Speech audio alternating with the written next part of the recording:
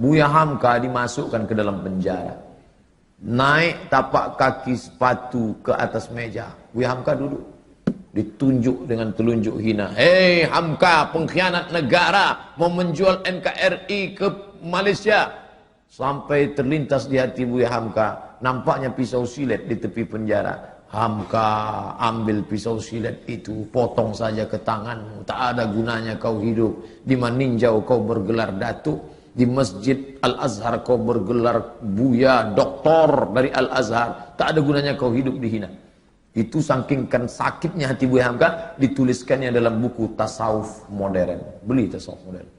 Buya Hamka ketika mau meninggal minta bawakan, nak tolong ambilkan Tasawuf Modern, aku mau mengenang sakitnya di penjara. Waktu sakitku makin parah, kata Buya Hamka, dipindahkan aku ke rumah sakit hadiah dari pemerintah Rusia di Jakarta, namanya Rumah Sakit Persahabatan. Disitulah Buya Hamka sampai akhirnya PKI tumbang dan Buya Hamka keluar. Buya Hamka tetap berdakwah, jadi imam ceramah. Ketika dia sedang duduk di rumah, datanglah orang membawa secari kertas. Assalamualaikum Buya. Waalaikumsalam. Tolong baca kertas ini.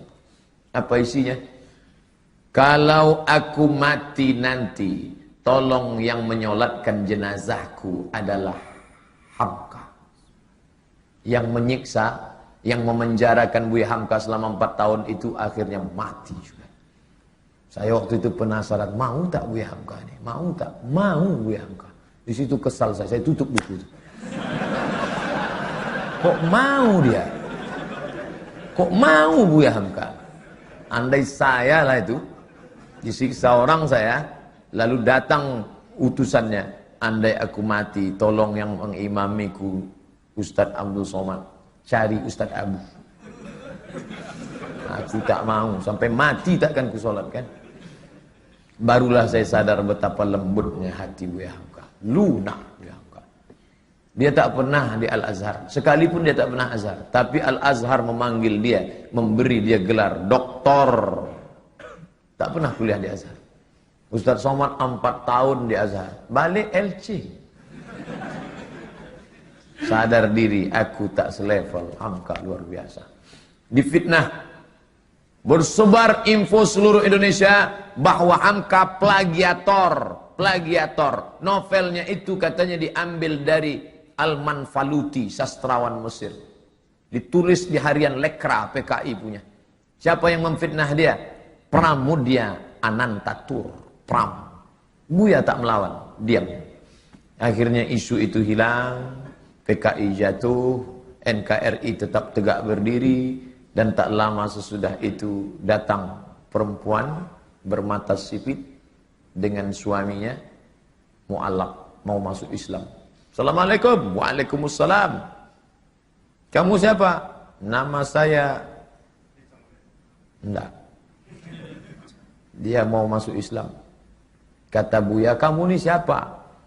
Saya disuruh ayah saya kemari Buya. Untuk apa?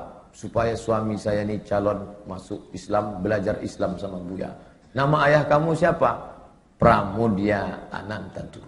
Begitu cara Pram minta maaf. Dia tak datang ke rumah Hamka. Anak menantunya disuruhnya belajar Islam. Dan Hamka mengajar menantu Pram itu sampai paham Islam. Lembut hati Hamka. Padahal fitnah luar biasa. Andai saya lah jadi Hamka waktu itu. Datang orang mau belajar Islam. Sampai mati tak akan kuajar. Kau cari aja ustaz lain. Itu ustaz di MDI 1000 orang. Di IKMI ada 600 orang. Panas hatiku. Karena kalau hati kita panas, ngajar orang tak betul. Bismillahirrahmanirrahim. Kita marah. Tapi ternyata marah Hamka itu melebur. Bersama apa? Maaf. Tak berkesan. Kalau masih berkesan, berbekas, bukan maaf namanya. Saya maafkan dia Pak Ustaz. Tapi untuk datang ke rumahnya rasanya 2030 lah Pak Ustaz. Belum. Itu belum maaf. Tak ada contoh. Nanti kalau saya sebutkan Nabi, orang, itu kan Nabi. Saya sebutkan Abu Bakar, itu kan Abu Bakar. Mana orang kita? Hamka, orang awak mana dari Maninjau. Bisa dia memaafkan. Luar biasa Haji Abdul Malik. Tapi jangan bayangkan Hamka itu tak pemarah. Hamka itu pemarah. Waktu dia pergi haji naik kapal, berhentilah kapal di pelabuhan Padang. Sampai di pelabuhan, mau sholat, Ada pegawai kapal melarang sholat. Mau ngadu mereka ke Buya. Buya, ya ini ada pegawai kapal melarang sholat berjamaah. Katanya tak ada sholat berjamaah di kapal. Sholat aja di kamar masing-masing. Oh, bangkit Buya Hamka. Mana orangnya? Ini amak ang kurang aja, apa ang kurang aja, datuk nenek ang kurang aja. Itu asli, tak saya robah bahasanya.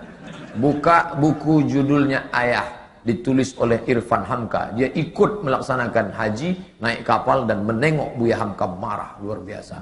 Jadi Hamka itu ada saatnya dia marah, ada saatnya dia lunak, ada saatnya dia berkonfrontasi, ada saatnya dia lembut. Dalam masalah kunut subuh, lembut hati Buya Hamka. Diundang oleh orang NU di Jember, diangkatnya tangan. Allahumma hdina fiman hadain, amin.